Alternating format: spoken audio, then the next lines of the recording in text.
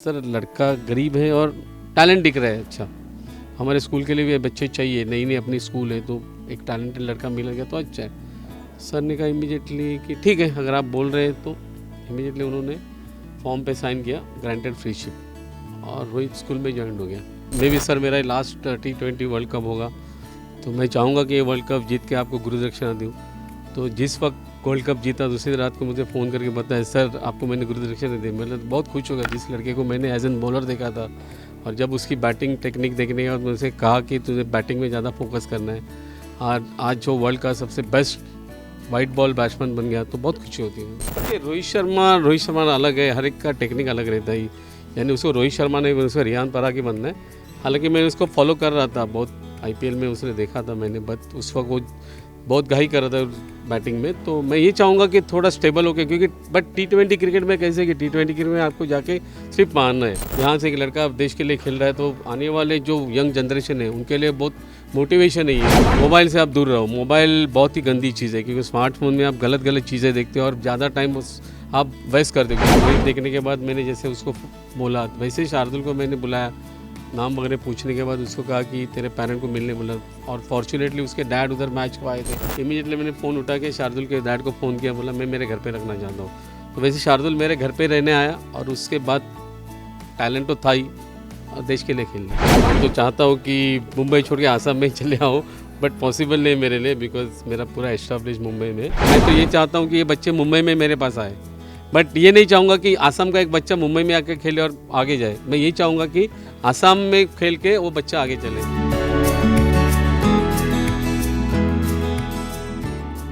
এদিনীয়া ক্ৰিকেট আৰু টেষ্ট ক্ৰিকেটৰ অধিনায়ক আৰু জুনত যি অনুষ্ঠিত হৈছিল T20 বিশ্বকাপ, তাত জয় কৰোৱা এজন অধিনায়ক, তেওঁৰ নাম হৈছে ৰোহিত শৰ্মা।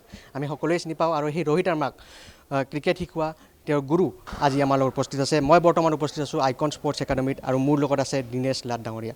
দীনেশ লাড ডাঙৰীয়া তেওঁৰ যি ৰোহিত শৰ্মাক তেওঁ ডিছকভাৰ কৰিছে, অকল ৰোহিত শৰ্মাই নহয়, শাৰ্দুল ঠাকুৰৰ দৰে খেলুৱৈ হৰমিত সিং যি USA হয় বৰ্তমান T20 বিশ্বকাপত ক্ৰিকেট খেলিছে, তেওঁ আৱিষ্কাৰ কৰিছে, তেওঁ প্ৰশিক্ষণ দিছিল আৰু সেই প্ৰশিক্ষক আজি NKTVৰ লগত আছে एक्सक्लूसिव एक साक्षात्कार। दिनेश लाड सर, आपको स्वागतम असम के लिए। असम में आए आप, पहला चीज़ मैं आपको पूछना, असम आके कैसा लगा? बहुत ही अच्छा लगा कि लास्ट टाइम में मैं आया था तो बहुत ही अच्छा लगा, क्योंकि यहाँ पर जो सराउंडिंग है, जो एटमॉस्फेयर मुझे बहुत अच्छा लग रहा है। मैं तो चाहता हूँ कि मुंबई छोड़ के आसाम में ही चले आऊँ, बट पॉसिबल नहीं मेरे लिए बिकॉज मेरा पूरा एस्टाब्लिश मुंबई में। बट मैं आसाम में विज़िट करते ही रहता हूँ। लास्ट ईयर भी मैं आया था तो 2 साल पहले, अभी मैं आ रहा हूँ और मैं चाहूँगा कि यहाँ के बच्चों को थोड़ा नॉलेज देने के लिए मैं रेगुलर आते रहूँ। रोहित शर्मा जो आपका एक स्टार, आपने उनको प्रशिक्षण दिया था, अगर देखें तो उनको जब जो चाइल्डहुड में जब वो स्कूल में आया था, आपने स्कूल क्रिकेट में उनको डिस्कवर किया।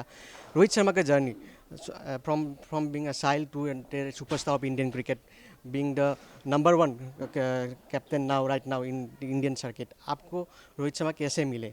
एक जो स्टोरी, जो बैकग्राउंड का जो स्टोरी है, अगर हमारे दर्शक को आप बताना चाहेंगे तो अच्छा। जैसे कि मुंबई में बहुत सारी जगह पे अप्रैल में कैंप्स रहते हैं, वैकेशन कैंप्स रहते हैं और उस वक्त रोहित बरोली स्पोर्ट्स कल्चर एसोसिएशन है मुंबई में, वहाँ पर वैकेशन कैंप में प्रैक्टिस कर रहा था। उस वक्त उन्होंने कुछ वो ऑर्गेनाइज़ किए थे, अंडर 12, अंडर 14, अंडर 16 के टूर्नामेंट ऑर्गेनाइज़ किए थे और अंडर 12 में मैंने मेरे स्कूल के टीम को पार्टिसिपेट किया था और हमारे सामने जो फाइनल में टीम थी उस टीम में रोहित था। जैसे कि मैच 10 ओवर की थी, उन्होंने कुछ 67 रन बनाए और जब हम लोग ने चेस किया 61 run, but the way Rohit ने बॉलिंग डाली थी, जिस तरह से उसने जो 12 बॉल डाले थे, तो मैं बहुत इंप्रेस हुआ। मैं सामने बैठा था मैच देखते, तो जैसे मैच खत्म होने के बाद मैंने उसको बुलाया, बेटा नाम वगैरह पूछा उसको, देन उसको कहा कि तेरे मम्मी डैडी को मिलने बोलना मुझे। तो उसने कहा मेरे मम्मी डैडी यहाँ पर नहीं रहते क्योंकि वो डोंबोली रहते थे, यानी बोरोली से ऑलमोस्ट 2-3 घंटे के दूरी पे रहते थे।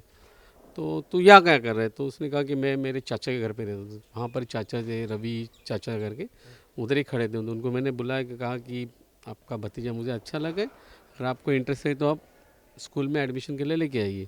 31 मई का दिन था, 2 जून को आ गए स्कूल में। स्कूल में आते ही जब स्कूल का हम लोग फॉर्म लेने गए, फॉर्म तो दे दिया डायरेक्टर सर ने। हालांकि फॉर्म देने के बाद उनके चाचा ने मुझे छोटा क्वेश्चन किया कि स्कूल की फ़ीस कितनी है। मतलब मुझे पता नहीं, हम लोग जाके इंक्वायरी करते तो स्कूल काउंटर पे जाके फीस काउंटर पे इंक्वायरी की तो 275 रुपीज़ फीस थी। तो उन्होंने कहा सर थैंक यू, एडमिशन नहीं चाहिए। मतलब तो अरे एडमिशन तो कंफर्म हो गया, आप अभी एडमिशन नहीं चाहिए कर रहे। नहीं सर इतनी फीस तो हम लोग एफर्ट नहीं कर पाएंगे। तो मुझे कुछ पता नहीं, मुझे क्या लगा पता नहीं, मैंने वो फॉर्म उनसे ले लिया। फिर से डायरेक्टर सर के पास गया, उनको कहा कि ये लड़का जिसको आपने एडमिशन कंफर्म किया है तो मैं चाहता हूँ कि उसको फ्री शिप दे दिया है। तो डायरेक्टर से शॉक हो गए क्योंकि पहला बच्चा था जिसके लिए मैंने फ्री शिप के लिए डिमांड किया था। उन्होंने पूछा क्यों, मैंने सर लड़का गरीब है और टैलेंट दिख रहा है अच्छा, हमारे स्कूल के लिए भी बच्चे चाहिए, नई नई अपनी स्कूल है तो एक टैलेंटेड लड़का मिल गया तो अच्छा है। सर ने कहा इमीडिएटली कि ठीक है अगर आप बोल रहे हैं तो इमीडिएटली उन्होंने फॉर्म पे साइन किया, ग्रांटेड फ्री शिप, और रोहित स्कूल में ज्वाइन हो गया। रिसेंटली रोहित शर्मा के अंडर में आप हम लोग ने इस बार जो टी20 वर्ल्ड कप जो है वो हम लोग ने इंडिया ने 17 ईयर्स के बाद जीतने के लिए सक्षम हुआ था। और जब वो ट्रॉफी जब हम भारत ने लाया, तब रोहित शर्मा ने आपको कॉल किया कि सर, जो क्योंकि आप उनको साहिल से जानते हो, आपने उनको क्रिकेट के ABCD भी सिखाए। जीतने के बाद कुछ कहा आपको उन्होंने? जैसे कि जाने के वक्त मुझे कहा था उसने कि मे बी सर मेरा लास्ट T20 वर्ल्ड कप होगा, तो मैं चाहूँगा कि ये वर्ल्ड कप जीत के आपको गुरु दक्षिणा दूँ। तो जिस वक्त वर्ल्ड कप जीता दूसरी रात को मुझे फ़ोन करके बताया सर आपको मैंने गुरु दक्षिणा दी। मतलब बहुत खुश होगा, क्योंकि हालांकि मैं ही खुश नहीं होगा कि हमारे देश के 130 जनता को उसने खुश किया है। तो बहुत ही अच्छा लगता है कि जिस लड़के को मैंने स्कूल में एडमिशन करवाया था, जिस लड़के को मैंने एज एन बॉलर देखा था, और जब उसकी बैटिंग टेक्निक देखने के बाद मुझसे कहा कि तुझे बैटिंग में ज़्यादा फोकस करना है, और आज जो वर्ल्ड का सबसे बेस्ट वाइट बॉल बैट्समैन बन गया, तो बहुत खुशी होती है मुझे। और अगर हम देखिए, अब असम में अभी क्रिकेट जो है क्रिकेट डेवलप हो रहा है। रियान पराग जो एक उभरता हुआ सितारा है, वो अभी भारतीय दल में उनको स्थान मिला है। अभी वो रिसेंटली जो कल जो मैच हुआ था इंडिया श्रीलंका में, उन्होंने 3 विकेट भी लिया।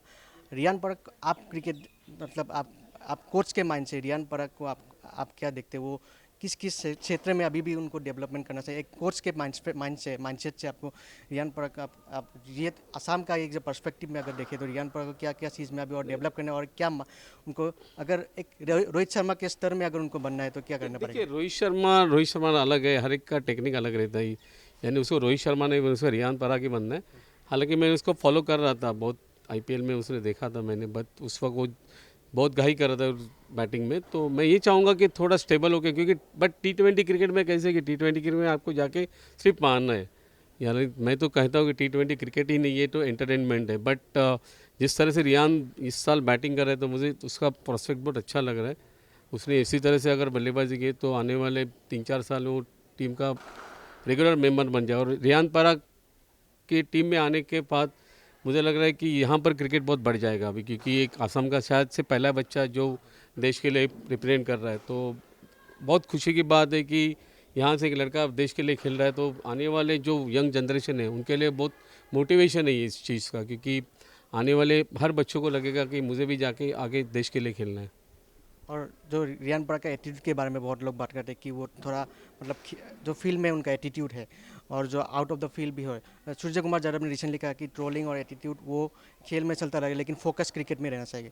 जो यंगस्टर है रियान पराग, आप क्या करना है? जो माइंडसेट क्रिकेट के माइंडसेट जो बोलते हैं कि एटीट्यूड है उनका, क्रिकेट में फोकस, और बाहर जो दूसरा जो आउट ऑफ द मतलब क्रिकेट फील्ड है, उन फोकस के लिए क्या करना चाहिए यंग प्लेयर को? अगर इसके लिए देखिए कैसे कि आपको अगर अच्छा क्रिकेटर बनना है तो आपको फोकस तो रखना ही पड़ेगा, क्योंकि एटीट्यूड अलग बात है। क्रिकेट में आपका एटीट्यूड एग्रेसिव तो होना ही चाहिए क्रिकेट में। अगर आप एग्रेसिव नहीं हो तो आपको सक्सेस नहीं है। तो एग्रेसिव तो है ही रियान पराग, ऐसे नहीं दिख रहा है। बट आने वाले बच्चों को मैं यही कहूँगा कि आपको फोकस ज़्यादा करना है। जो अगर आपको कुछ चीज़ है अचीव करनी है, एक सिंपल आपको बात बताता हूँ कि जब रोहित 2011 के वर्ल्ड कप के बाहर गया था, तब उसका परफॉर्मेंस बहुत ख़राब था 2009 से 11 तक। तो मुझे आके उसने कहा था कि सर मुझे टीम में लिया नहीं, मुझे तो वर्ल्ड कप खेलना है। मैं बोला अरे तूने क्या किया है, तू क्रिकेट को जितना कितना टाइम दे रहा है, क्रिकेट को टाइम कम दे रहा है। तेरे पास टैलेंट है बट तेरे को टाइम अगर तू नहीं देगा तो रोहित शर्मा को सब भूल जाएंगे। तो उस वक्त उसने मुझे कहा था कि सर अगर मुझे मैं अभी इसके बाद आपको कंप्लेंट नहीं आपके मेरे बारे में आपको सुनेंगे, बिकॉज अभी मैं बहुत टाइम दूंगा क्रिकेट को। क्योंकि उसने उसके बाद आपने देखा होगा कि उसने 2011 के वर्ल्ड कप के बाद का उसका जो रेशियो आपने देखा होगा वो कभी कम नहीं हुआ, आज तक वो ऊपर ही जाते गया, क्योंकि उसने टाइम क्रिकेट किया। तो आने वाले बच्चों को मैं ये कहूँगा अगर आपको एक बड़ा क्रिकेटर बनना है तो आपको टाइम भी ज़्यादा देना है, आपको फोकस रहना है, आपको डिसिप्लिन रहना है, आप डेडिकेट करना है आप सब चीज़ को। तो ये करनी ज़रूरी है। और आने वाले बहुत सारे बच्चों को मैं बहुत लास्ट 2-3 साल से ये सबको कहना चाहता हूँ कि मोबाइल से आप दूर रहो। मोबाइल बहुत ही गंदी चीज़ है, क्योंकि स्मार्टफोन में आप गलत गलत चीज़ें देखते हो और ज़्यादा टाइम उस आप वेस्ट करते हो, क्योंकि इंस्टाग्राम है, फेसबुक है, व्हाट्सअप है, उसमें आप ज़्यादा टाइम वेस्ट करते हो। उसके अगर आप स्मार्टफोन यूज़ करना बंद कर देंगे तो आपको उसका बहुत फ़ायदा होगा, क्योंकि आप जल्दी सोने की कोशिश करोगे, आप ज़्यादा क्रिकेट में फोकस करोगे। तो यही मैं बच्चों को कहना चाहूँगा, ज़्यादा फोकस करो और स्मार्टफोन के दूरी रहो। रोहित शर्मा के अलावा आपने और एक प्लेयर को फाइन किया इंडिया के लिए, वो है शार्दुल ठाकुर। शार्दुल ठाकुर की कहानी, अगर उनका बैकग्राउंड, अगर कैसे उनको आपको पास आए, और ये शार्दुल ठाकुर आपके पास है कि आप उनको मिले। शार्दुल ठाकुर की जर्नी जो मुंबई क्रिकेट से भारतीय दल तक, उनके जर्नी के बारे में कुछ बताइए। बेसिकली शार्दुल का भी ऐसे होगी कि हमारे स्कूल की टीम के स्कूल के अगेंस्ट मैच खेल रहे थे, कुछ 45 ओवर्स की मैच थी, और उसमें उस मैच में कुछ 78 रन बनाए और 4 विकेट हमारे अगेंस्ट लिए थे। बट हालांकि वो मैच हार गए। जैसे कि मैंने रोहित के बारे में, रोहित देखने के बाद मैंने जैसे उसको बोला, वैसे ही शार्दुल को मैंने बुलाया, नाम वगैरह पूछने के बाद उसको कहा कि तेरे पेरेंट को मिलने बोला। और फॉर्चुनेटली उसके डैड उधर मैच को आए थे।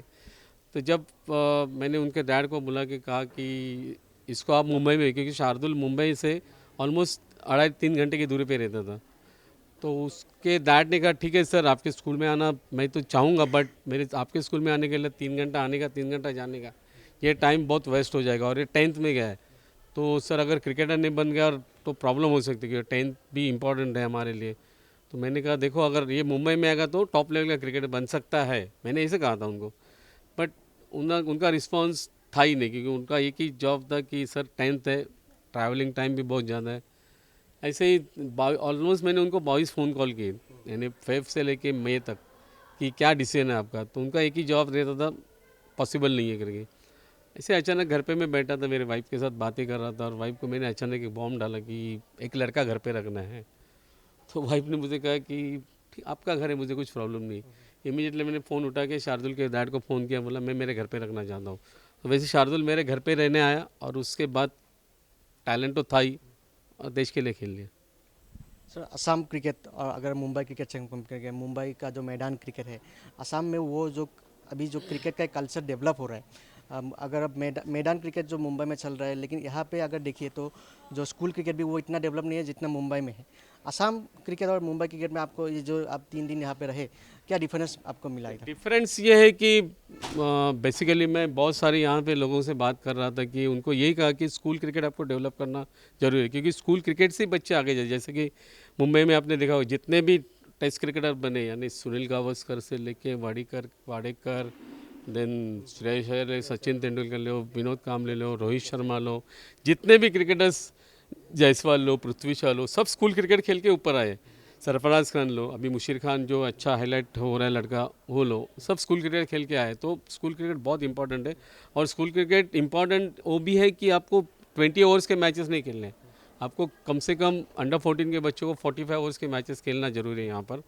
देन 2 डेज 3 डेज, क्योंकि टेम्परामेंट वहाँ ही बढ़ता है आपका। 2 डेज आप 3 डेज मैच खेलते हैं, 20 ओवर के मैच में आप कुछ कर नहीं पाओगे। तो ये मैं चाहूँगा यहाँ के जितने भी स्कूल्स के जो प्रिंसिपल्स हैं, जितने भी ट्रस्टीज़ है, उनको मैं ये कहूँगा अगर आपको आसन का क्रिकेट बढ़ाना है तो आपके स्कूल के में क्रिकेट आप चालू करना चाहिए। एंड ऐसे एकेडमी में, ये ऐसे आइकॉन एकेडमी, इतना जिस तरह से मैं देख रहा हूँ, मैं लास्ट 3 दिन से यहाँ पर हूँ, तो यहाँ पर एक अच्छे टैलेंट है। मैंने बहुत बच्चे, मैं तो ये चाहता हूँ कि ये बच्चे मुंबई में मेरे पास आए, बट ये नहीं चाहूँगा कि आसाम का एक बच्चा मुंबई में आके खेले और आगे जाए। मैं यही चाहूँगा कि आसाम में खेल के वो बच्चा आगे चले। इसके लिए मैंने आइकॉन क्रिकेट के जो देवाशीष बोरा जी हैं, उनको मैंने कहा कि उन्होंने मुझे रिक्वेस्ट किया कि सर आप एवरी मंथ अगर आप आ सकते हो। मैंने मतलब कहा मैं आज आ जाऊँगा, कि मैं ऑलरेडी अभी मुंबई के अंडर 19 टीम से जुड़ा हुआ हो, तो मैं आ नहीं सकता हूँ 6 महीने तक। बट उसके बाद मैं कोशिश करूँगा हर महीने में 3-4 दिन आके मैं यहाँ के बच्चों को ट्रेनिंग देने की कोशिश करूँगा। और मैं चाहूँगा कि आसाम में जो टैलेंट है आगे जाके देश के लिए खेले।